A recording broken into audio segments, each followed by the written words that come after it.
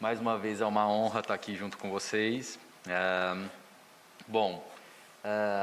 Atualmente estou como professor aqui na UFMT de Cuiabá. Sou professor da área de avaliação neuropsicológica, tá? Trabalho ali com o curso de psicologia aqui na UFMT. E hoje, como sócio da Associação Mato Grossense de Dislexia e professor e representante da universidade, eu vou trazer um pouquinho para vocês sobre as nossas perspectivas legais em âmbito nacional da inclusão da dislexia / TDAH. Tá? Foi aprovada, pessoal, então, já um spoiler aí da minha fala, foi aprovada uma lei no final do ano passado que visa a inclusão desses dois quadros. A dislexia e o TDAH costumam ter uma comorbidade muito alta entre eles, tá? Então, a lei foi pensada para essas duas condições. Então, a gente já tem algumas demandas para se pensar aí nessa inclusão. É uma lei que é recente, infelizmente é recente, porque a gente já sabe da existência da dislexia há muito tempo, tá? Então, pensando em outras realidades, a gente tem aí um déficit mesmo nacional quando a gente pensa na inclusão escolar e na saúde dessas pessoas, não somente crianças, mas pessoas de uma forma geral, porque a gente sabe que os transtornos do neurodesenvolvimento, eles são para o resto da vida, né? Quando a gente fecha um diagnóstico, por exemplo, uma criança, a gente tem que entender que esse diagnóstico vai ser para o resto da vida. Então, sou professor pesquisador da área da dislexia e da área da neuropsicologia de uma forma geral. Essa aula que eu trago para vocês, pessoal, foi uma aula que nós três apresentamos no Conselho Nacional de Educação. Nós três quem? Eu, certo? E a professora e as professoras Ana Luísa Navas, que é uma referência, uma sumidade na área da dislexia, e a professora doutora Cíntia Salgado, também, que é uma sumidade na área da dislexia. Tá? A professora doutora Ana Luísa da Faculdade de Ciências Médicas da Santa Casa de São Paulo e a professora Cíntia da Universidade Federal do Rio Grande do Norte. Tá? Então, nós fomos, entre aspas, convocados para o Conselho Nacional de Educação para falar da nossa área de especialidade, que é a dislexia.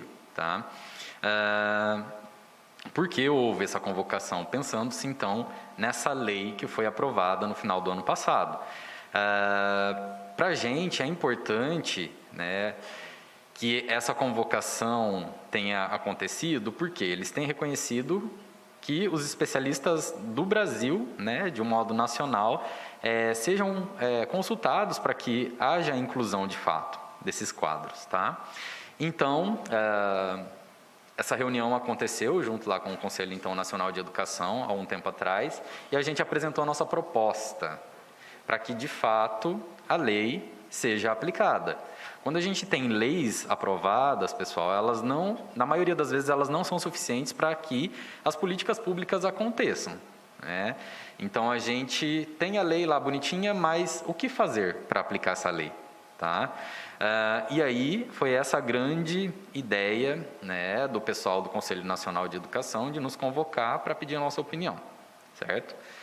Bom, aí está o número da lei, então, 14.254, de 30 de novembro de 2021, que prevê, então, a inclusão, o acompanhamento integral para educandos com dislexia ou transtorno, déficit de atenção com hiperatividade, outros transtornos de aprendizagem. Aqui a gente, a professora doutora Ângela, ela definiu muito bem que transtorno de aprendizagem é uma coisa, TDAH é outra, tá? Mas, como eu bem disse para vocês, a comorbidade é alta entre as duas condições. Então, dentro dos transtornos de aprendizagem, a gente vai ter a dislexia, descalculia, disgrafia, tá? Ou desortografia. Então, a lei visa especificamente esses quadros. Pode passar, por favor. Então, essa é uma demanda que a gente tem. Bom, é importante aqui, pessoal, a gente diferenciar uma coisa da outra. O autismo, que se fala tanto, é uma coisa, dislexia é outra coisa, então TDAH é outra coisa. Essas condições elas podem aparecer de modo sozinhas, tá? De modo independente. Então, quando a gente pensa em outros transtornos, por exemplo, como os da comunicação, que envolvem a linguagem, eles são diferenciados da dislexia.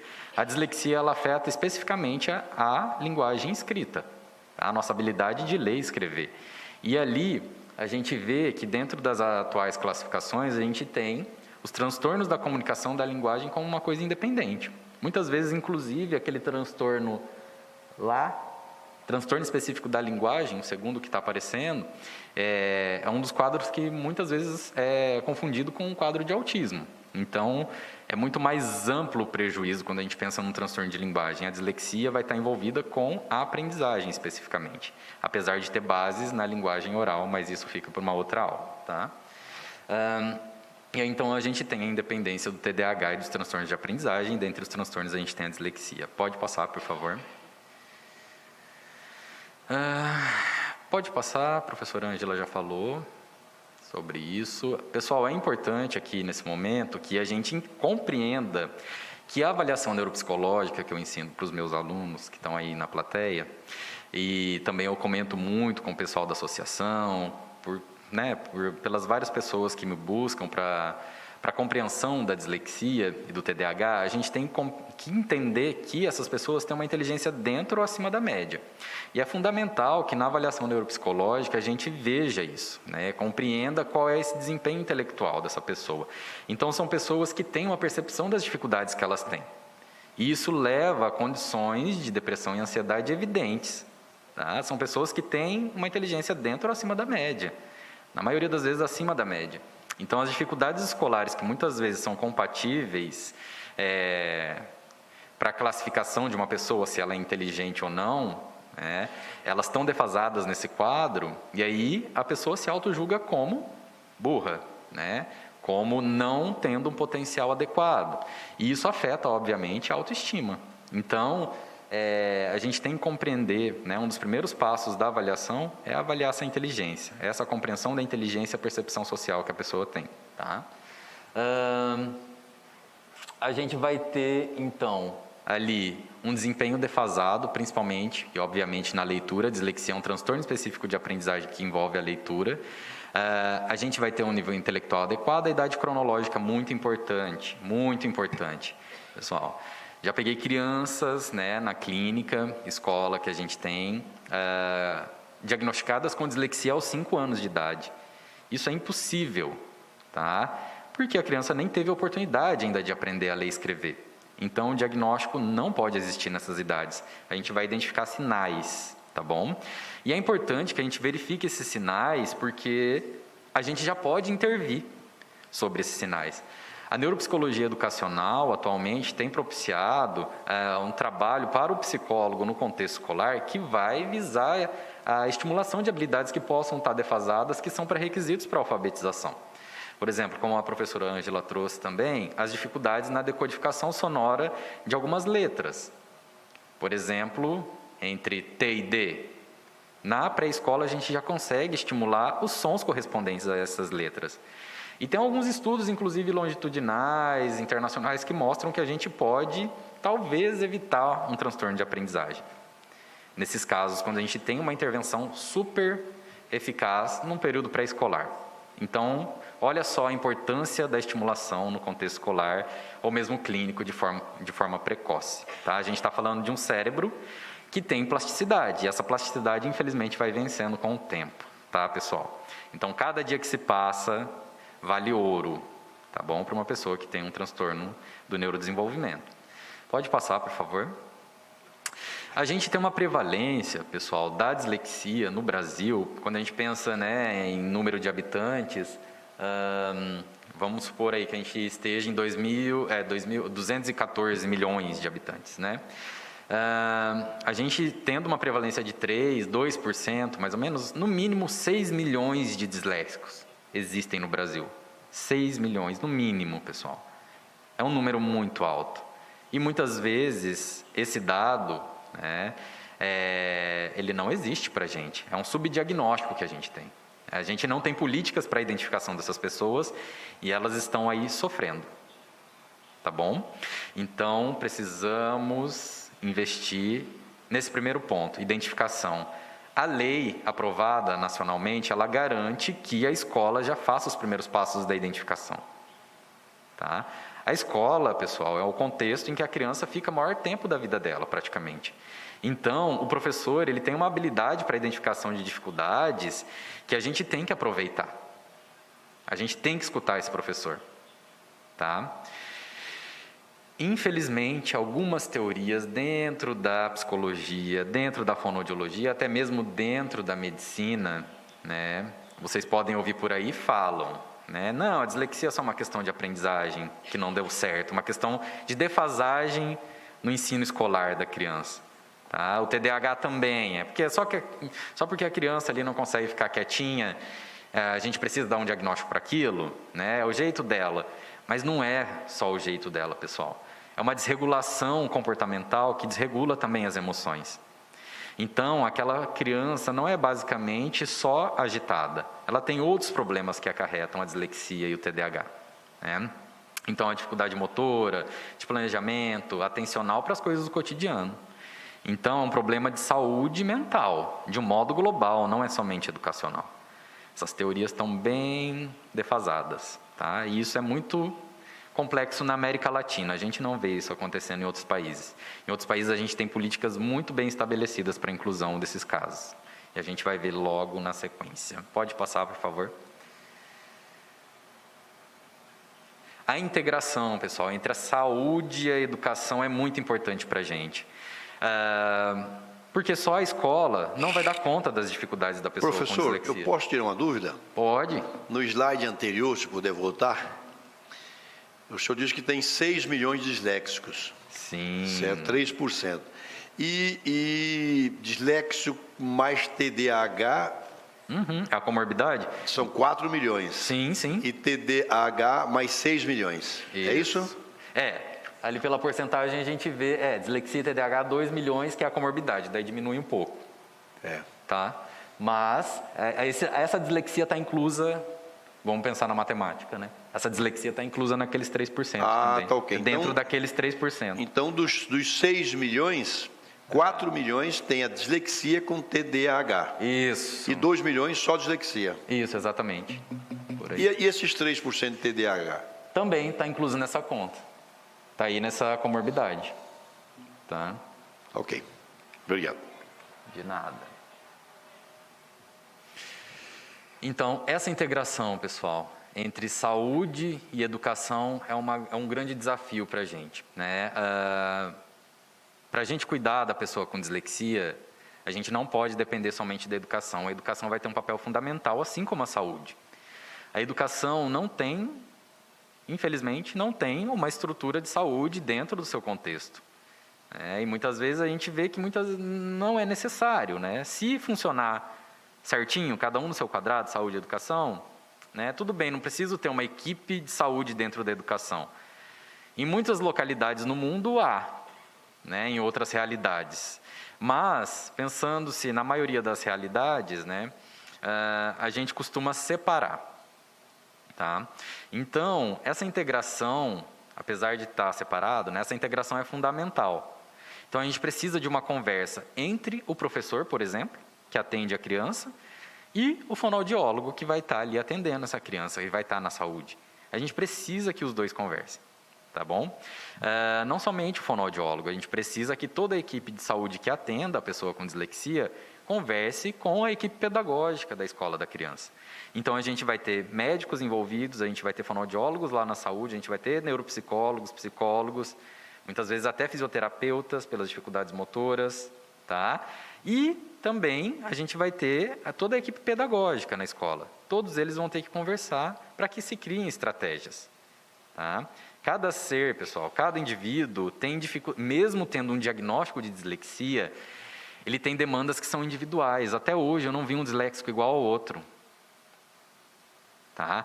Então eu não posso generalizar as dificuldades de um disléxico para o outro. Tá bem? De uma pessoa com TDAH para outra. A gente tem critérios diagnósticos para essa condição, mas as diferenças individuais demandam as equipes de atendimento. Tá certo? Tanto é que a gente fala num plano educacional individualizado, o famoso PEI. Tá? Então, a gente precisa desse PEI para cada indivíduo. Tá certo? Vamos lá. Pode passar, por favor. Pode passar, mais um. Volta um pouquinho, eu estou sem óculos, não estou enxergando direito. Pode passar. Mais um. Isso. Na educação infantil, a gente precisa promover habilidades, pessoal. A gente não faz diagnóstico em criança que não teve oportunidade de aprender a ler e escrever. Então, a previsão de que a gente consegue fazer um diagnóstico de dislexia é, no mínimo, no primeiro ano.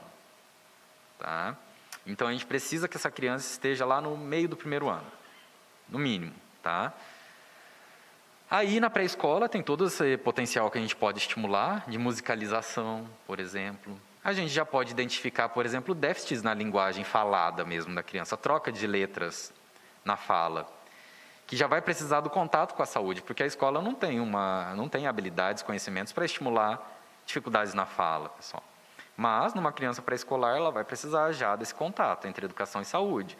O professor percebe quando a criança tem dificuldades na fala.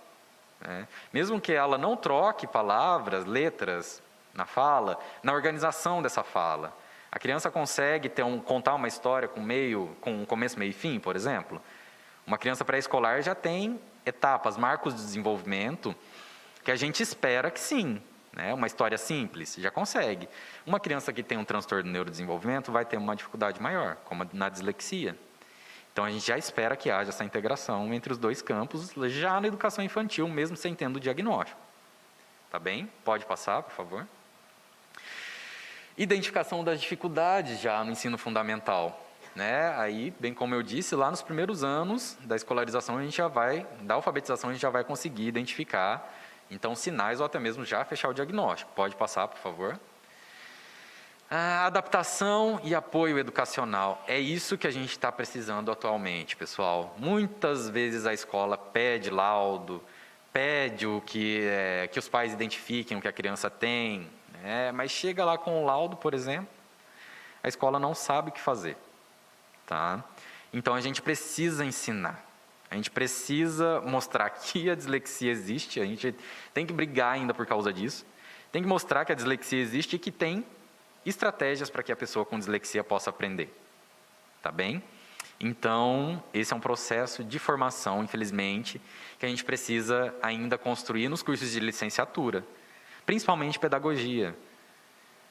Por exemplo, eu estou querendo fazer um evento na Universidade Federal de Mato Grosso sobre dislexia e eu quis investigar se algum professor do curso de pedagogia entendia sobre dislexia, ou pelo menos fosse simpatizante da dislexia.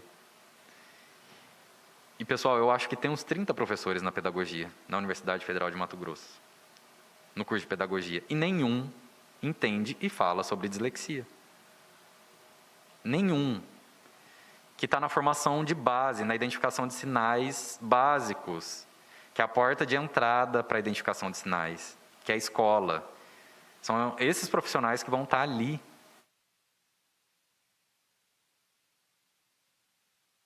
Um pedagogo aqui na Universidade Federal de Mato Grosso. Então, assim, é complicado, A formação, o reconhecimento da necessidade da entrada da dislexia, dos transtornos do neurodesenvolvimento de uma forma geral nos currículos é fundamental, tá bom? Pode passar, por favor. E aí a gente já pode fazer o diagnóstico, pode passar. Intervenção especializada, que muitas vezes vai ser na área da saúde, claro, ali já no ensino fundamental, quanto mais cedo melhor. Adaptação e apoio educacional no ensino médio, pode passar. Pode voltar um pouquinho.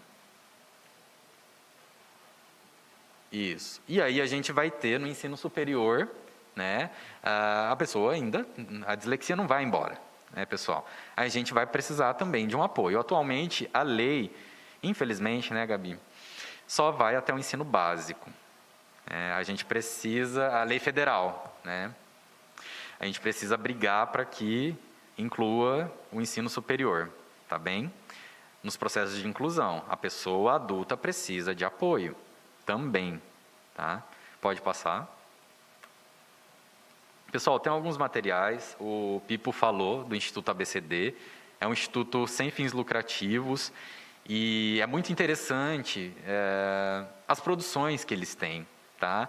Vai desde material pedagógico até de instrutivos para pais e professores, tem aplicativo. Então, o Instituto ABCD é uma ferramenta que tem sido assim, fundamental, né? Vira e mexe eu tenho contato com o pessoal de lá também, a gente troca algumas figurinhas, alguns projetos, e vocês que vão ser clínicos, né, pais de pessoas com dislexia, vocês podem ter acesso a materiais super interessantes, tá? Então lá a gente tem, por exemplo, esse material aí, que traz o perfil das pessoas com transtornos de aprendizagem durante a pandemia. Foi um material muito interessante produzido. Pode passar, por favor? E aí a gente entra, pessoal, em outras realidades. Por exemplo, nos Estados Unidos, a gente tem uma política de inclusão para a pessoa com dislexia e com TDAH. Tá? Para além disso, a gente também tem para outras condições. Né? Lá na tradução literal fica retardo mental, mas a gente não utiliza mais esse termo. A gente fala em deficiência intelectual. Mas eles asseguram a inclusão de todos esses quadros, como a deficiência intelectual, as deficiências de um modo geral, né, até mesmo questões emocionais. Né? A gente tem crianças com bipolaridade, a gente tem crianças com depressão. Tá? Então, eles asseguram a inclusão dessas crianças por meio dessa política, né, que eles têm, a IDEA. Tá bom? Pode passar, por favor? Nossos colegas, nossos vizinhos no Chile, pessoal, aqui do lado, a gente tem políticas de inclusão para a pessoa com dislexia. Tá? Olha só que legal, eles consideram que as crianças que têm uma dificuldade linguística já precisam de uma certa inclusão, qualquer tipo de dificuldade linguística, tá bem? Então, ali, ó, a partir de 5 anos de idade, se a criança já tiver algum tipo de troca, alguma dificuldade na linguagem oral, ou alguma dificuldade na compreensão da linguagem, ou na organização da linguagem, ela já vai para essa intervenção, tá bem? As escolas regulares também, né, precisam ter um certo cuidado na identificação e na estimulação dessas crianças. A conversa entre a saúde e a educação funciona. É isso que a gente precisa, tá? E aí eles classificam dessa forma, né? Atendimento temporário, atendimento permanente. As pessoas com dislexia e com TDAH estão no atendimento temporário, tá? Mas que basicamente acontece para o resto da vida da pessoa, tá bem? Pode passar, por favor. A gente vê, então, pessoal, isso foram 2 exemplos, né? Foram 2 exemplos, mas a gente vê que em outros países, até mesmo na França, não sei por que surgiu esse senso comum que falam que lá não existe TDAH, é um absurdo. Tem pesquisas de prevalência na França sobre TDAH, sobre dislexia. Tá? E tem políticas de inclusão para essas pessoas na Europa. Tá? Então, a gente vê que o Brasil está muito atrás. Está muito defasado. A gente precisa, para além da aprovação dessas leis, que essas leis sejam aplicadas de fato. A gente precisa das equipes trabalhando, pessoal. Das equipes multidisciplinares, principalmente na saúde, trabalhando.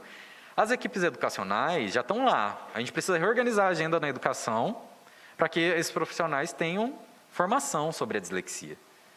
Tá bem? Que eles tenham carga horária para aprender sobre isso. Né? Eles estão lá, já estão preparados para receber esse conhecimento. Agora, na saúde, a gente está engatinhando para conseguir uma equipe. Né? Isso de modo geral no Brasil, tá, gente? É isso que a gente está precisando. Tá? De uma equipe não, né? Muitas vezes vão ser várias equipes. Tá? Porque aqui, quando a gente pensa na dislexia e no TDAH, a criança pode chegar com uma queixa de leitura, por exemplo. Mas praticamente todos os transtornos do neurodesenvolvimento causam dificuldades na leitura e na escrita, pessoal. Então vai ter uma demanda muito alta de crianças com queixas de dificuldade na leitura e na escrita. Mas ela pode ter um autismo, ela pode ter uma deficiência intelectual.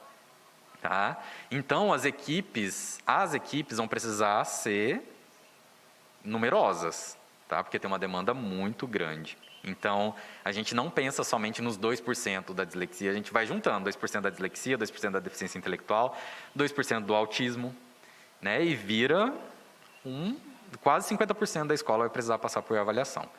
Então, são equipes que a gente precisa de avaliação e intervenção. Tá? Esse aqui foi o primeiro projeto de lei que foi elaborado, pessoal, no nível nacional, para a inclusão da pessoa com dislexia e TDAH. Olha a data, 2010, a gente conseguiu a aprovação no final do ano passado. Foram 11 anos de briga, né, Gabi? Né, pessoal? Foram 11 anos de luta. E eu faço meia-culpa porque, principalmente, o Conselho Federal de Psicologia deu uma barrada nesse projeto de lei. Tá? Então, é um enfrentamento que a gente teve no nível profissional, para além do político também. Dentro dos conselhos federais, pessoal, a gente tem vertentes, né, políticas, científicas também. Então, não somente no Conselho Federal de Psicologia, mas também no de Fonoaudiologia, a gente teve complicações, a gente teve no de Medicina. Então, foram entraves, tá? É muito preocupante, pessoal, a falta de reconhecimento que a gente tem em relação aos transtornos que não são demarcados por exames laboratoriais, né?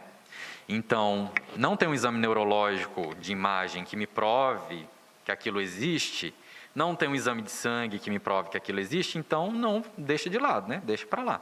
Isso aí talvez não exista, né, na visão deles. Não existe para muitos deles. Isso é preocupante, é um crime com a pessoa que está em sofrimento. Tá? Atualmente, quando a gente pensa em transtornos neuropsiquiátricos, talvez hoje a esquizofrenia tenha marcadores neurobiológicos em exames de imagem. Outros transtornos, até mesmo o autismo, a deficiência intelectual, não tem marcadores. O cérebro da criança está intacto, da pessoa está intacto. Os exames fisiológicos estão intactos. A questão é da organização cerebral. Tá bom? Na pessoa com dislexia também vai ser mais relacionado ao aprendizado da linguagem escrita. Tá bom? Então, 2010, aí foi essa briga, essa luta. Pode passar, por favor. Aí, então, calhamos numa nova versão que foi aprovada em 2021. Pode passar? Pode passar. Brevemente, pessoal, o que essa lei assegura para a gente? A identificação precoce. O cérebro ele vai perdendo plasticidade. Tá? Não quer dizer que um adulto não vai se beneficiar de uma reabilitação neuropsicológica, de uma intervenção fonoaudiológica, que são necessárias para a pessoa com dislexia. Lógico que ela vai, uma pessoa mais velha, tá bom? Mas quanto mais nova é melhor para a gente, enquanto profissional, para trabalhar e para a pessoa. Tá bem? Então, identificação precoce é o nosso foco. Tá? Pode passar. Tanto nas redes públicas quanto particulares. Isso é lei agora, tá, gente? Isso aí é parte da lei. Tá bem? Identificação precoce e o atendimento tanto nas redes públicas quanto particular. É obrigatório, entre aspas, a escola identificar essas crianças. Agora, como elas vão fazer? Eis a questão. Tá? Pode passar. Para além da identificação, o acompanhamento ainda, as pessoas com dislexia e com TDAH. Então, chegou lá, com um diagnóstico bonitinho, o que a gente tem que fazer? Quais são as estratégias? Asseguradas as diferenças individuais. Tá, pessoal? A gente tem pessoas com dislexia que têm uma dificuldade maior no processamento visual. E o processamento auditivo está ok. E o contrário também é verdadeiro. Então, assim, tem uma gama de diferenças que a gente tem que assegurar para cada pessoa, tá bem? A escola vai ter que dar conta disso, tá? Olha só a problemática. É muita coisa para dar conta, tá? A gente vai chegar lá. Pode passar. Pode passar, por favor. E aí, a lei também assegura a formação continuada desses profissionais da educação, tá bem? Aqui a gente está focando um pouco mais na educação, tá? Mas a gente já vai entrar na saúde.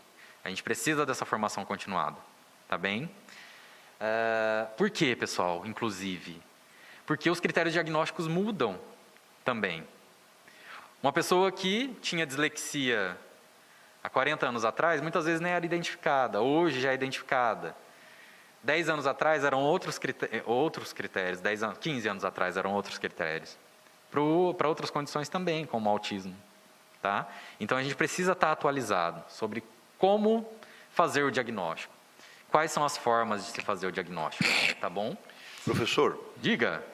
A lei, eu estou vendo que ela só garante aos professores, né? Aos demais profissionais de educação, não. Olha, é uma pergunta interessante, deputado. Está claro. Eu acredito... Aos professores. Aos professores, está ali? Eu não sei se tem alguma outra brecha em algum outro artigo que forneça... É só professor, Gabi? Mas o coordenador pedagógico é professor. É tudo professor. Então, vai todo mundo, sim, fazer formação continuada. Tá bem? Mas eu penso nas outras equipes, né, também que compõem. A equipe da limpeza, por exemplo. É interessante que eles tenham uma formação sobre inclusão, né? Sobre conceitos. A escola não é feita só de professores, né? Seria interessante para a gente pensar, né? Possíveis adendos. Pode passar, por favor. Pode passar. Pode passar. A professora Ângela já falou sobre isso. Pode passar. Aqui. Pessoal, um dos modelos mais interessantes que a gente tem e que mostra evidências empíricas de funcionamento é da resposta à intervenção no contexto escolar. Como que funciona essa metodologia que poderia ser aplicada ao contexto escolar para identificar, então, sinais de dislexia, de TDAH ou outras condições? Tá? A gente chama de RTI, tá? Resposta que em inglês fica Response to Intervention, aí fica RTI. Tá? Mas esse processo visa identificar sinais a longo prazo da pessoa com uma dificuldade de aprendizagem. Então, a escola ela já vai fazer um levantamento muito mais aprofundado das dificuldades e das características que a criança tem que possa indicar uma dislexia ou outra condição. Tá? Então, num primeiro momento, a gente avalia todos da escola. Utiliza de testes que são psicométricos e a gente vai evidenciar se tem algum aluno que está precisando de uma formação mais aprofundada na área da leitura e da escrita. Então, essa testagem acontece com todos os alunos, principalmente do primeiro ano que a gente visa, sempre pensando em intervenção precoce. Acontece essa testagem em massa. Muitas vezes, para além da testagem, a gente tem uma intervenção. Tá bom? Uma vez por semana, a professora já faz com todos os alunos sobre o processamento fonológico, por exemplo. O processamento fonológico é um conceito que não é só da fonoaudiologia, tá, pessoal? Assim como a neuropsicologia não é só da psicologia. O processamento fonológico é uma habilidade de linguagem oral que é a base da leitura escrita. E ela pode e deve ser trabalhada pelo pedagogo. Só falta o pedagogo ter esse tipo de formação, né? Na maioria das vezes ele não tem, maçante no Brasil, tá? Então, o pedagogo ele trabalharia com processamento fonológico uma vez por semana e também aplicaria essas avaliações psicométricas. A psicometria, apesar de ter esse nome, não é só uma área da psicologia também. Quando a gente fala em psicometria, é uma ciência que visa medir comportamento. Então, a medicina pode utilizar, a psicopedagogia pode utilizar, a fonoaudiologia pode utilizar, a educação pode utilizar. As provas de larga escala que a gente tem, ENEM, ENAD, elas têm bases psicométricas. Atualmente entrou a tal da TRI, que os meninos mais novos conseguem compreender, que é uma análise estatística que vem muito da psicologia para se compreender como uma pessoa vai no desempenho do ENEM. A linguagem da TRI é muito complexa, né? Mas ela sai muito da psicologia. A psicologia cria estatística, muitas vezes, no nível compatível à própria estatística. Então, a gente oferece instrumentos, por exemplo, para a educação, para a gente entender se aquela pessoa está dentro ou abaixo da média em relação aos seus pares, no desempenho escolar. Isso é fundamental para a gente. É fundamental para a pessoa, pessoal. A gente não vai estar estigmatizando, a gente não vai estar transformando aquela pessoa para pior, a vida daquela pessoa para pior, não. A gente vai estar querendo auxiliá-la. É esse o grande objetivo das avaliações, de um diagnóstico. É auxiliar, tá bem? E aí, então, no segundo nível, são 3 níveis, tá, pessoal? No segundo nível, quando a gente identifica as dificuldades de aprendizagem, essa criança vai para uma instrução em grupo. Então, a gente investe ali, vai lá 3 vezes por semana no contraturno, a gente investe na estimulação de processamento fonológico e habilidades de leitura, tá bem? E aí, novamente, a gente faz uma avaliação após um tempo. Essa criança fica lá por uns 3 meses. Se der abaixo da média, a gente manda para o último nível, que é a intervenção individual. Aí essa criança vai ter que ir todo dia no contraturno, na escola, E aí os professores que vão estar preparados vão saber identificar se aqueles sinais mesmo são característicos por um transtorno de aprendizagem, como a dislexia. Esse processo costuma ocorrer dentro de um período de 1 ano, durante todo o primeiro ano, por exemplo. Então, 3 meses, avaliação, intervenção para todo o grupo, mais 3 meses, se a criança tiver dificuldades, né, em grupo, então daí faz uma intervenção em grupo, então no último nível, nos últimos 3 meses, uma intervenção individualizada, para então a gente fazer encaminhamento para a saúde de um modo muito mais certeiro, tá bom? Pode passar, por favor. Pode passar. São estudos científicos que eu gosto bastante de estudar, de ler, de produzir, e que mostram as evidências do processo de RTI, tá bom? Quem sabe, então, a gente aplique aqui no Brasil esse processo. Tá? Pode passar? E são estudos, eu estou com um teste para publicar, ele já está em diagramação, está sendo avaliado pelo Conselho Federal de Psicologia. São alguns estudos, então, que eu produzi, que é um teste para identificação de sinais de dislexia, que vai poder ser utilizado, então, nesse momento de avaliação global dos alunos, tem dados de Mato Grosso, por exemplo. Os testes psicológicos, na maioria das vezes, né, os testes psicométricos, de uma forma geral, não costumam ter dados de Mato Grosso. Fica muito focado nos grandes centros do Sudeste. Mas eu consegui, aí, né, nas minhas pesquisas, trazer dados de Mato Grosso. Para esse teste, então, vai ser fundamental para a nossa população. Tá? Pode passar, por favor. Mais documentos do Instituto ABCD, pode passar. Recebi esses bichinhos de pelúcia bonitinhos. Pode passar. Pessoal, então, para concluir a minha fala, mais 10 minutinhos eu peço da atenção de vocês, tá?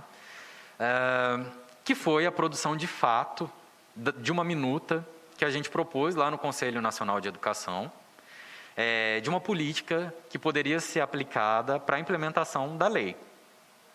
Tá bom? Então, a gente pensou em algumas estratégias que poderiam ser aplicadas na escola, inclusive envolvendo a RTI, tá bom? Pode passar, por favor. A gente pensou, eu e a professora Ana Luísa e a professora Cíntia, a gente pensou em 2 momentos de aplicação de uma identificação precoce das crianças, tá? A ser aplicado na escola. Num primeiro momento, então, a gente faria a RTI, que é todo aquele processo de 1 ano, e num segundo momento, a gente faria a aplicação de estratégias interventivas para a pessoa com dislexia, para a criança com dislexia, no âmbito pedagógico, tá, gente? Em estratégias de aprendizagem, que compete à escola, tá? No âmbito da saúde, a saúde vai ter que dar conta lá de outras questões muito mais específicas do quadro, tá bem? Mas aqui a gente pensou na educação nesse primeiro momento, tá? Pode passar. Então, a gente teria a PRTI. Para a implementação da PRTI, a gente, então, vai precisar minimamente desses 4 pontos. Tá? O professor precisa aprender o que é RTI. Isso tudo que eu estou falando para vocês é muito novo aqui no Brasil. Então, o professor precisa dessa formação. E a formação precisa ser continuada, porque pode mudar coisa. Tanto como muda nos critérios de diagnóstico para avaliação, podem mudar também nos de intervenção. Então, a RTI envolve tanto processo de avaliação como de intervenção, vocês lembram? É fazer uma avaliação de triagem e também oferecer instrução, né, pontuais, no primeiro nível, no segundo nível, no terceiro. Então, envolve um processo de intervenção para além da avaliação. Tá? A gente precisa ensinar a equipe escolar a fazer isso. Então, precisa fazer uma formação continuada, aplicar essas intervenções estruturadas, principalmente para a realidade brasileira, pessoal, como está aqui nesse quadradinho.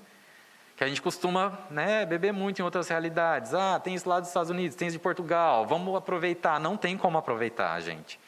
Não pode aproveitar. A gente tem que estudar a realidade do Brasil. A nossa cultura é muito diversa. Tá? O cuiabano fala muito diferente de um paulistano. Então, a gente precisa ter proposta para cada realidade. Tá bom? Já que a linguagem falada é a base para a escrita. Tá bom? Aí a gente precisa ensinar o professor a fazer identificação precoce e a gente precisa ensinar ele a fazer intervenção, né? Que vai ser no nível brasileiro. Pode passar, por favor, acho que já é o penúltimo slide.